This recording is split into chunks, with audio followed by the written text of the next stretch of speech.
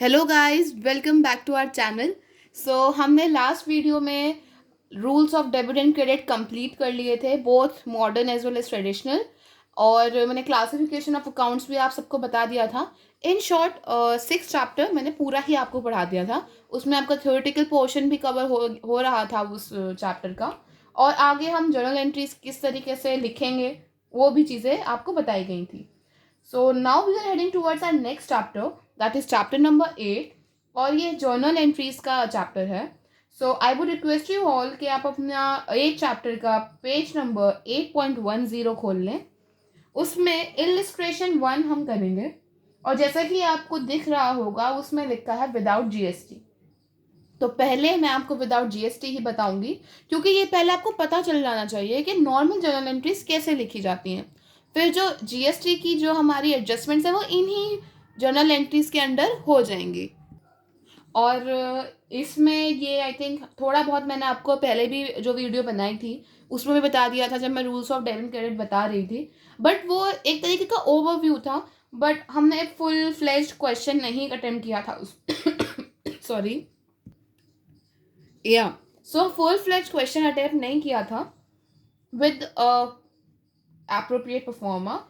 और अब हम वो शुरू करने वाले हैं। So illustration 1 I think is more than enough to know the base of journal entries. So let's get started. जैसा कि आप सबको अपनी स्क्रीन पे दिखाई दे रहा होगा, this is the format of how we draw the proforma of a journal entry to pass the journal entries. So the first column is for date, then particular, then amount for debit and then amount for credit. So सबसे पहले हम अपना first point पढ़ते हैं। वो कहता है कि Nitin invested ₹50,000 cash and ₹5 lakh by cheque to start a business. Nitin है, उसने बिजनेस में स्टार्ट करने के लिए पैसे इन्वेस्ट करे हैं। कुछ कैश में लाया है, कुछ बैंक बैलेंस के थ्रू लाया है। कैश के थ्रू लाया है 50,000, बैंक के थ्रू लाया है 5 लाख। तो सबसे पहले मैंने आपको बताया था मैं आपको मॉडर्न अप्रोच से ही कराऊंगी, क्योंकि मैंने पहले भी कहा था ये टाइम कंज्यूमिंग नहीं है और आप काफ़ी जल्दी इसको सीख जाएंगे। तो जैसा कि आप देख रहे हैं कि कैश जो है वो एक टाइप का एसेट है। और क्योंकि बिजनेस के अंदर कैश लाया गया है तो कैश का जो कॉलम है वो बढ़ जाएगा एक बिजनेस के अंदर। सो इसलिए वो एसेट है, वो बढ़ रहा है, तो हम उसे डेबिट कर देंगे। तो आप लोगों को दिख रहा होगा डेट अगर गिवन हो तो वेल एंड गुड, नहीं है तो आप खाली छोड़ दीजिए। Cash account, this is the short form of account. A/C is written for account as a short form, abbreviation मान के चलिए। अकाउंट डेबिट, डेबिट हम ऐसे एंड में लिखेंगे।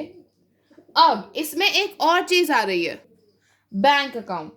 क्योंकि वो बैंक के थ्रू भी पैसा लाया है और बैंक भी एक एसेट है, बैंक बढ़ रहा है, एसेट बढ़ रहा है, तो डेबिट टू कैपिटल। मैंने आपको पहले ही बताया था जब कोई बिजनेसमैन कुछ इन्वेस्ट करता है इन द बिजनेस, इनिशिएट करने के लिए बिजनेस को, या फिर एडिशनल कैपिटल भी हो सकती है, तो उसे हम कैपिटल कहते हैं जो भी वो अमाउंट इन्वेस्ट कर रहा है, और वो एज ए लाइबिलिटी है। अगर आपको ये चीज़ नहीं समझ में आई तो आप मेरी प्रीवियस वीडियोस पर जाइए, उससे मैंने बहुत बार बता रखा है। तो टू कैपिटल। अब we have to write the amounts. 50,000 तो कैश था, 5 लाख था हमारा बैंक बैलेंस, राइट। तो कैपिटल में कितना जाएगा? ऑब्वियसली उसका ये भी इन्वेस्टमेंट है, ये भी इन्वेस्टमेंट है, तो कैपिटल में टोटल ही जाएगा, that is 5,50,000। And mind this ये हमेशा से चलता आएगा। जो आपका डेबिट बैलेंस होगा that will always match to the credit balance. अभी आप देखिए डेबिट में आपका 5,50,000 है तो क्रेडिट में भी 5,50,000 ही है, ठीक है। सो अब हम इस एंट्री के लिए एक नरेशन लिखेंगे। तो नरेशन हमें हर एक जर्नल एंट्री के लिए लिखनी होती है। नरेशन कुछ नहीं है, जो भी चीज़ हुई है उसको शॉर्ट फॉर्म में लिख दीजिए। भाई नितिन पैसा लाया है, कैपिटल लाया है, तो आप बस ये लिखिए। पहले तो आप ये हमेशा देखिएगा कि बीइंग ज़रूर लगेगा नरेशन में। बीइंग क्या है हो रहा है? Capital invested, that's it. और ये बहुत ही ईजी रहेगा। ये मैं आपको 1-2 बार प्रैक्टिस के लिए बता दूंगी कि ताकि आपको याद रहे, फिर नहीं बताऊंगी, बट इसके नंबर कट जाएंगे अगर आप नहीं लिखेंगे। Now draw line to show the difference. आप अपनी कॉपीज में भी इस तरीके से कर सकते हैं टू इन्हांस योर प्रेजेंटेशन, कि ताकि आपकी जो प्रेजेंटेशन है वो साफ पता चल जाए कि यहाँ पे जर्नल एंट्री फिनिश हो चुकी है। ठीक है। Now the next one is he deposited ₹5,000 out of cash in the bank. उसने 5,000 रुपये कैश में से निकाले। 5,000 रुपये उसने कैश में से तो निकाले, माइनस कर दिए और बैंक में डाल दिए, तो बैंक का बैलेंस उसने बढ़ा दिया। तो आपको साफ दिख रहा होगा, बहुत ही इजी एंट्री हो जाती है ये। उसने अपने बैंक में डाले हैं पैसे, कैश से निकाला है। तो एक बार प्लीज आप कमेंट में बताइएगा मुझे कि आप किस तरीके से मॉडर्न रूल लगाएंगे। और तो मैं बता रही हूँ but still for your participation आप प्लीज डालिएगा। सो ये आपको दिख रहा है कि बैंक है, बैंक एक एसेट है, तो आप यहाँ पे पहले फर्स्ट डाल दीजिए। Now second point will be bank बढ़ रहा है, एसेट बढ़ रहा है हमारा, अकाउंट डेबिट। यहाँ पे मैं एक साइन लगा देती हूँ, एसेट इंक्रीज। टू, कैश घट रहा है, कैश हमारा एक और एसेट है, घट रहा है तो क्रेडिट हो जाएगा। मैंने डाउनवर्ड एरो लगा दिया है, सो आप समझ जाइएगा। This is for just for practice, आपको एग्जामिन करने की जरूरत नहीं है, सिर्फ इसलिए कि ताकि आपको समझ में आता रहे। कितने हैं? 5,000 रुपीज, इधर भी और इधर भी। फिर बीइंग जरूर लगाना है, जो भी हुआ है उसको शॉर्ट फॉर्म में लिख दो। भाई कैश जो है वो ट्रांसफर हुआ है, बैंक में हुआ है, तो being cash deposited into bank. That's it, we are done with this. Now draw a line for the separation. Now the third one, purchase goods for ₹5,000 against cash. अब ये जो गुड्स है ना, ये माइंड दिस, मैंने आपको पहले भी बताया था, और अगर आपको नहीं याद तो मैं बता देती हूँ, क्योंकि ये पॉइंट काफ़ी कम बार रिपीट हुआ है, अकाउंटिंग इक्वेशन में ही रिपीट हुआ था लास्ट। गुड्स वो चीज़ होती है जिसमें एक बिजनेस डील कर रहा है। मेरा फर्नीचर का बिजनेस है, लकड़ी मेरे लिए गुड्स हैं। जो भी चीज़ मैं इस फर्नीचर को बनाने में लगा रही हूँ, I will treat it as a good. ठीक है। और जो गुड है इसकी हम परचेज दिखाएंगे। अब आप मान के चलिए, एज इफ हमें ये तो पता नहीं ये परचेज एसेट है क्या है, बट क्योंकि हमारा खर्चा हो रहा है उस चीज को खरीदने के लिए, तो इंक्रीज इन एक्सपेंसेस। और जो गुड्स होता है, मैंने आपको अकाउंटिंग इक्वेशन में भी बताया था, वहां पर तो आप it as a stock treat करते हैं, बट यहाँ पे आप उसे लिखेंगे परचेजेस। जब गुड्स परचेज होंगे, mind my language please, goods purchase होंगे, गुड्स नॉट एनीथिंग। अगर मैं आपसे कहूँ कि आपको फर्नीचर का बिजनेस है लेकिन आप परचेज टीवी कर रहे हैं, तो TV is not a good for you, तो आप अपना टेलीविजन ही डालेंगे क्योंकि एज एन एसेट हम उसे यूज कर रहे हैं। बट अगर आप गुड्स परचेज कर रहे हो तो परचेजेस डालिएगा, तो purchases account debit to cash account, क्योंकि कैश में हमारी पेमेंट हो रही है, कैश तो घटा, एक्सपेंस जो है हमारा बढ़ा, इसलिए। राइट, आई होप आपको ये चीजें समझ आ रही होंगी। 50 कितना, sorry, it is 5,000 rupees. Narration very easy, being goods purchased लिख दीजिए। मतलब ये है कि आपको नरेशन लिखनी ही है, और बहुत ही इजी तरीका है इसका लिखने का। बीइंग और जो भी हुआ उसको शॉर्ट में अपने उस पर बना के लिख दीजिए, very easy. Now the fourth one is purchase a building at paid ₹2,50,000 by cash cheque, sorry. Now हम ये कहना चाह रहे हैं कि किसी इंसान ने बिल्डिंग खरीदी है, तो बिल्डिंग एक एसेट है, बिल्डिंग हमारा एसेट है, इंक्रीज हो गया, और उसने चेक चेक के थ्रू पेमेंट करी है, यानी कि जो बैंक बैलेंस है वो हमारा घट गया। दोनों ही एक एसेट है, एक बढ़ रहा है एक घट रहा है, जो बढ़ रहा है उसे डेबिट कर दीजिए, जो घट रहा है उसे क्रेडिट कर दीजिए। Very easy entry, building account debit to bank account. How much? It's 2,50,000 rupees. 2,50,000. Debit and credit balance will always be equal. ये हमेशा याद रखिएगा। अगर नहीं आ रहा है तो कहीं गड़बड़ है आपकी जर्नल एंट्रीज में। Being, building, purchased. अब आपको ये समझ में आ ही रही होंगी चीजें। By and sorry, paid by check या paid through bank. I hope this point is clear to all of you. अब आगे जब जीएसटी की आएंगी ना, यही होंगी बस, उसमें होंगे जीएसटी पे हो गया, जीएसटी हम बेच रहे हैं तो हम वहाँ पे हम अलग ट्रीटमेंट करेंगे, बस ये, और ज़्यादा कुछ खास नहीं है. और थोड़ा बहुत कैश डिस्काउंट और ट्रेड डिस्काउंट का, that is also very easy, वो आपको बहुत ईजिली समझ आ जाएगा. Now the fifth point says purchase goods from messrs Hari, this is messrs, okay, and company for ₹25,000. मैंने आपको पहले भी बताया था, अगर कुछ भी चीज़ें गिवन नहीं होती हैं, जब भी हमें गिवन होगा कैश के थ्रू, तो हम कैश के थ्रू लिखेंगे. अगर स्टेटमेंट कुछ भी नहीं कह रही है, for example purchase goods for ₹25,000, तो भी हम मान के चलेंगे that we have purchase it against cash. लेकिन अगर आपको कुछ भी इंफॉर्मेशन गिवन नहीं है, but you are given the name from which you have purchase, अगर आपको उस इंसान का, from whom you have purchase, sorry, अगर आपको उस इंसान का नाम दे रखा है जिससे हमने परचेज कराया, और उसके अलावा कोई इंफॉर्मेशन नहीं है, that we have to assume कि हमने वो चीज़ उधार पे खरीदी है, वो चीज़ क्रेडिट पे खरीदी है. I hope this point is clear to all of you. और अब आप इस पर बहुत ही इजीली जर्नल एंट्री पास कर दीजिएगा. परचेजेस हो रहे हैं, परचेज हमारा एक्सपेंस बढ़ चुका है, purchase account debit.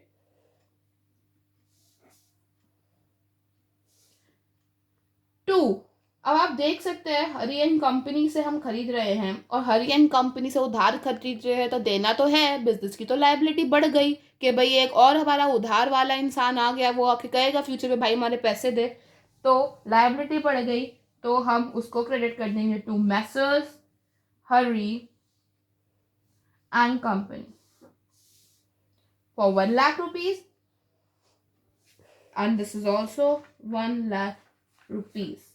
I hope this point is clear. और ये पूरा question जितना अब तक हुआ है that we have completed up till now is clear to all of you. If you have any confusion, drop a comment. Now the next point is sold goods for cash. This is a very I can say easy entry. Goods है, cash के through करा है, cash बढ़ गया, और जब हम उसे गुड्स को परचेज कर रहे हैं तो परचेजेस, और सेल कर रहे हैं तो सेल्स. तो यहाँ पे प्लीज आप डाल दीजिएगा being goods purchase from messrs Hari and company, that's it. अब आप खुद बना सकते हैं. आई थिंक ये इतना तो मैंने आपको बता ही दिया किस तरीके से बनानी है narration. Very easy entry, cash account debit to sales account. 2, ये हमेशा जो आप लिखेंगे ना क्रेडिट का, थोड़ा आगे ऐसे ही करके लिखिएगा, कभी भी यहाँ से स्टार्ट मत कीजिएगा. This is the format of writing the journal entry. Sales account यहाँ लिख दीजिए कितनी अमाउंट है हमारी, 50,000 लिख दीजिए, 50,000 rupees. Now next point is messrs Ramesh and company, sorry it's 7th point. यहाँ पे नरेशन आप लिख दीजिएगा being good sales for cash, that's it. Now the 7th point is sold goods on credit to messrs Ramesh and company ₹25,000, 25,000. अब ये उसका उल्टा हो गया, पहले हमने परचेज करा था क्रेडिट पे, और अब हम उसे बेच रहे हैं उधार पे. मैंने आपको क्रेडिटर्स और डेटर्स का डिफरेंस बताया था कि मैं किसी से खरीद रही हूँ उधार पे, उस मेरे लिए वो क्रेडिटर है, उसके लिए मैं एक डेटर हूँ. यहाँ पे मैं किसी को उधार में बेच रही हूँ सामान, जो डेटर्स होते हैं, तो मैं किसी को अपना डेटर बना रही हूँ ना, उसको रिकॉर्ड करूंगी, मैं बेच रही हूँ किसी को उधार पे, तो डेटर हमारे बढ़ गए, जो डेटर्स हैं वो हमारे बढ़ गए. डेटर्स क्या होते हैं, एसेट होते हैं. मैंने आपको सबसे पहले वीडियो में ये सब बता रखा है, नहीं देखा तो प्लीज जाके देखिए. एसेट होता है, एसेट हमारा इंक्रीज हो रहा है, तो जो भी डेटर है, डेटर मत लिखिएगा प्लीज, नाम लिखिएगा. एक थोड़ा लगाइएगा दिमाग के, नाम लिखेंगे obviously. Messrs Ramesh and company account debit to क्या, सेल्स अकाउंट. इनकम बढ़ गई भाई आपकी, मुबारक को इनकम बढ़ रही है, तो क्या आएगा, 25,000. I am telling to the narration being goods sold on credit, that's it. यहाँ लिख दीजिएगा, इसे मत भूलिएगा प्लीज, नंबर आपके डिडक्ट हो जाएंगे. नाउ द नेक्स्ट वाली, इसमें थोड़ा आपको दिमाग लगाना पड़ेगा, बट अगर आप अपना थोड़ा सा दिमाग यूज कर लेंगे ना तो बहुत इजीली आप उसे बता सकते हैं. Next is messrs Ramesh and company return goods of 5,000 being defective. जो हमारी मेसर्स एंड कंपनी है ना, उसने हमें जो हमने उसको सामान बेचा था उसका थोड़ा सा पार्ट हमें वापस कर दिया क्योंकि वो डिफेक्टिव था. तो अब आप अगर सोचे तो अब मेसर्स एंड कंपनी को जो अमाउंट हमें पे करनी थी अब वो उससे 5,000 रुपये कम पे करेगा. I hope you are getting that thing which I am trying to explain you. जो अब वो आपको 25,000 रुपये दे रहा था क्योंकि उसने 5,000 रुपये की तो पहले ही ना वापस करती, तो पागल थोड़े वो 25 देगा, तो 20,000 का रह गया ना. तो डेटर्स कम हो गए, डेटर्स बढ़ रहे थे तो डेबिट हो रहा था, अब क्या हो रहा है, डिक्रीज हो रहा है तो क्रेडिट होगा. तो क्रेडिट का तो हमें पता चल गया भाई कि to messrs Ramesh and company account, that's it. Not account, जो हमारे नॉर्मल नाम वाम होते हैं ना उसके आगे या तो कंपनीज ऐसे अपोस्ट्रोफियस लगा के लगाइए, बट अकाउंट मत लगाइए. I forgot to tell you that. और जब उसने आपको सेल्स वापस करी तो वो आपकी सेल्स रिटर्न हो गई. और प्लीज अगर आप उसे ध्यान से सोचो तो वो आपके लिए एक तरीके का लॉस हो गया. क्यों भाई, पहले आपको उसके 25,000 रुपये मिल रहे थे जो आपने सेल्स करी, अब वो सेल्स हो ही नहीं, उसको तो आपको वो वापस कर दी, तो आपको क्या हुआ, उसका लॉस हुआ. लिख दीजिए sales return. Opposite entry will be passed for purchase return. अब उसका आप खुद लगा सकते हैं अंदाजा, और मुझे कमेंट में प्लीज बताइएगा क्या लगाया आप लोगों ने. 5,000 5,000, that's it.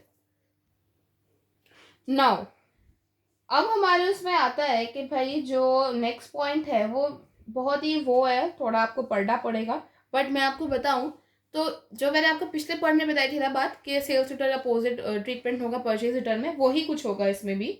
Goods return by messrs Ramesh and company return to messrs Hari and company at cost price that is ₹4,000. सबसे पहले आप इसको अगर ध्यान से पढ़ें तो रमेश एंड कंपनी को हमने गुड्स बेचे थे जिससे हमें वापस कर दिए, और मैसेज हरी एंड कंपनी से हमने उधार पे खरीदे थे. मैंने पहले कहा था अपोजिट ट्रीटमेंट होगा. सबसे पहले आप लिखिएगा purchase return.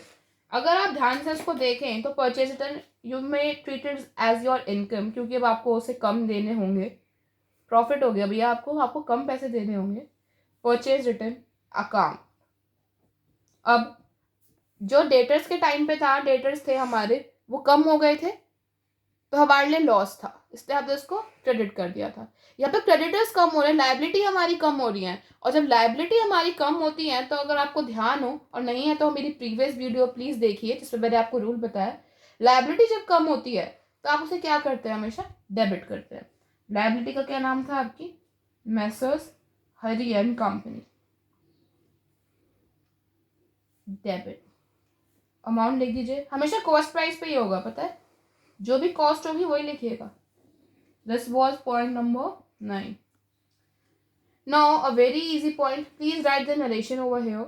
Always paid salary to staff by cheque. Salary pay हो रही है स्टाफ को थ्रू चेक, तो सैलरी है, खर्चा है, बढ़ गया सैलरी, हमारी सैलरी का खर्चा, सैलरी बढ़ी गई, सैलरी का खर्चा बढ़ गया. भाई आप एक बात समझिए, चलिए इसमें ये मत समझिएगा कि सैलरी पहले 20,000 थे 25 दे रहे, नहीं नहीं यार, सैलरी बढ़ गई इन द सेंस कि आपको एक कॉलम और क्रिएट करना पड़ रहा है अपने एक्सपेंस में कि हम सैलरी पे कर रहे हैं, इस सेंस में बढ़ गई. इसमें कंफ्यूज मत होइएगा कभी भी. तो सैलरी है कम, डेबिट टू किसके थ्रू पे कर रहे हैं आप उसे, चेक के थ्रू, बैंक बैलेंस आप कम कर रहे हैं अपना. घटेगा भाई, जब दोगे निकाल के दोगे घटेगा 15,000 रुपये. प्लीज राइट द नरेशन, मैं पहले बोल रही हूँ, डोंट फॉरगॉट इट, क्योंकि फिर नंबर कट जाएंगे. 11 paid rent for the residence of Nitin ₹10,000 by cheque. आपको पता चल रहा होगा कि इसमें रेजिडेंस है नितिन का, उसका रेंट पे कर रहे हैं. अब इसमें ऑल्दो आपको ऊपर नाम नहीं दे रखा है कि बिजनेसमैन कौन है, बट क्योंकि आपको पता चल रहा है कि रेजिडेंस ऑफ नितिन के किसी इंसान के घर का रेंट पे कर रहे हैं, तो ये एक ड्राइंग नहीं हुई. हाँ ये मान के चल रहे हो पर बेशक ना दिया हो, बट क्योंकि हमें पर्सनल खर्चा दे रखा है, मैंने आपको पहले ही बताया था, जब भी कोई बिजनेसमैन अपने पर्सनल खर्चे के लिए कुछ अमाउंट बिजनेस से लेगा, we will treat it as a drawing है, तो ड्राइंग्स अकाउंट डेबिट किस में से ले रहा है बताइए? बैंक से ले रहा है ना, चेक के थ्रू पेमेंट करा तो उसका तो बिजनेस का तो घटा, बैंक बैलेंस घटा बिजनेस का, और ड्राइंग्स हमारी बढ़ गई। आई hope this point is clear. Drawings हैं क्यों आई थिंक ये आपको अकाउंटिंग इक्वेशन से पता चल रहा होगा। ड्राइंग्स जो है उसने निकाली, यानी कि उस शब्द उससे निकाले, तो अब बिजनेस की एज ए लाइबिलिटी कम हो गई है उसे पे करने के लिए। उसने 25,000 रुपये इन्वेस्ट कर रखे थे, 5,000 रुपये उसने अपने पहले से ही निकाल लिए, तो बिजनेस तो अब उसे कम ही पे करेगा ना, उसकी लाइबिलिटी कम हो गई, लाइबिलिटी डिक्रीज हुई तो drawing account debit to bank account, क्योंकि बैंक के थ्रू पेमेंट हो रही है। 10,000 10,000। इसमें हमेशा जो हम अकाउंटिंग पढ़ते हैं, मैंने पहले बताया था बिजनेस के पॉइंट ऑफ व्यू से ट्रांजेक्शन्स करते हैं। Please write the narration. 12 point is paid electricity charges for the month ₹100 in cash. Electricity expenses, expense बढ़ चुका है, अकाउंट डेबिट, कैश के थ्रू पेमेंट हो रही है to cash 1,000 and 1,000। I hope आपको ये चीजें बहुत इजीली अब समझ में आने लगे होंगे और आप खुद भी बना रहे होंगे। और कुछ प्रॉब्लम है तो प्लीज कमेंट डालिए। Now telephone charges, same treatment, telephone expenses account debit, ये भी कैश के थ्रू पेमेंट हो रही है, कैश हमारा कम हो रहा है, एसेट कम हो रहा है, तो क्रेडिट हो जाएगा 500 रुपीज के साथ। व्हाट ऑफिस फर्नीचर, ये वही चीज आ गई जो मैं आपको पहले समझा रही थी कि गुड्स और फर्नीचर में अब क्या है। वहां पे तो मैंने आपको ये बताया था कि मेरा बिजनेस ही भाई फर्नीचर का है, बट यहाँ पे तो किसी और चीज का बिजनेस है ना, वो तो मैंने एक एग्जाम्पल दिया था। तो फर्नीचर परचेज कर रहे हैं अगेंस्ट कैश, फर्नीचर एक एसेट होती है किसी भी बिजनेस की, बिजनेस का है तो एसेट हो गई। फर्नीचर अकाउंट डेबिट टू किसके थ्रू खरीद रहे हैं? चेक के थ्रू खरीद रहे हैं, टू बैंक अकाउंट। भाई एक एसेट बढ़ रही है तो एक घट भी तो रही है, बैंक बैलेंस भी तो कम हो रहा है ना, 25,000।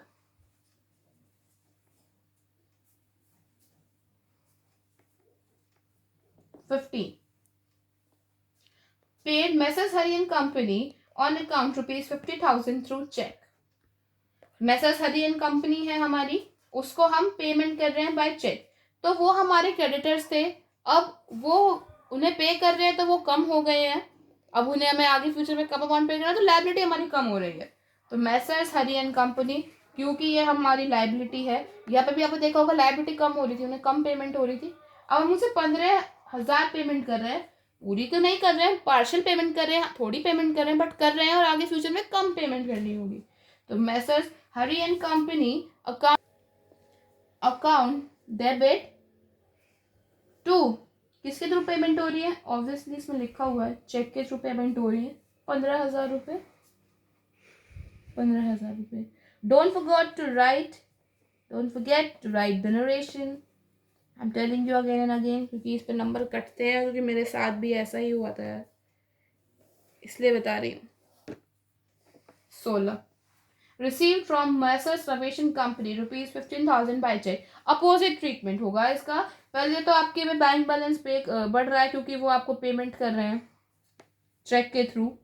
ये कौन थे? आपके डेटर्स थे। डेटर्स क्या होते हैं?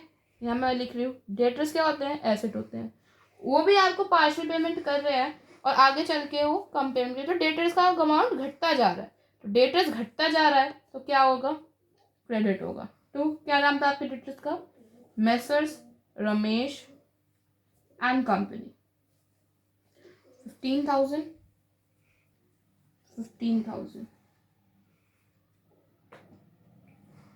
आई एम सो सॉरी, यहाँ पे 50,000 आएगा, मैंने नीचे वाली अमाउंट देख ली थी, ये भी याद रखेगा, ये मिस्टेक्स बहुत होती है एग्जाम्स में भी। 17 point says placed order with Messrs. Abhi and Sons and it for ₹2 lakh, paid them ₹20,000 by check as advance, balance to be paid on delivery of goods। ये मैं आपको पहले ही बताया था, एज एन एडवांस हम किसी को पे करते हैं, राइट? तो वो हमारी एसेट बन जाता है। ये मैंने आपको पहले अकाउंटिंग इक्वेशन में चीज़ बताई थी भाई। उस टाइम पे गुड्स डिलीवर थोड़ी कर दिए हैं हमें कि हम कह दें वो हमारी चीज़ है, नहीं, कोई अभी कुछ डिलीवर नहीं हुआ है, हमने एडवांस में पे करा है, अभी वो पैसा हमारा ही है। इन फ्यूचर वो ना करे हमें वापस लेने पड़ जाएंगे पैसे। तो दिए किसको है? मेसर्स अभी एंड सन्स, यहाँ नाम आएगा जिसको दे रहे हैं। वहां पे क्या आता था? प्रीपेड रेंट आ जाता था अगर एक्सपेंस होता था, पर अभी यहाँ इंसान को पे करें तो उसका नाम। तो इसलिए आई होप आपको समझ में आ रहा हो कि एज ए एसेट हम क्यों ट्रीट कर रहे हैं। काम हुआ नहीं है, एडवांस है, पैसा वो हमारा ही है जो उसके पास गया है। और लेकिन पैसा गया तो है ना भाई, थ्रू चेक गया है, तो टू बैंक 20,000 रुपये। नरेशन लिख दीजिएगा, don't forget to write the narration. 18 point says received order for goods from Messrs. Ajay and Company for itna 3 lakh along with the check the 30. It's just an opposite of the above point. आप देखें वहाँ पे हम पे करते हैं या हमें कोई पे कर रहा है। तो सबसे पहले तो बिजनेस के अंदर क्या आ रहा है? पैसा आ रहा है through bank account debit to Messrs. Ajay.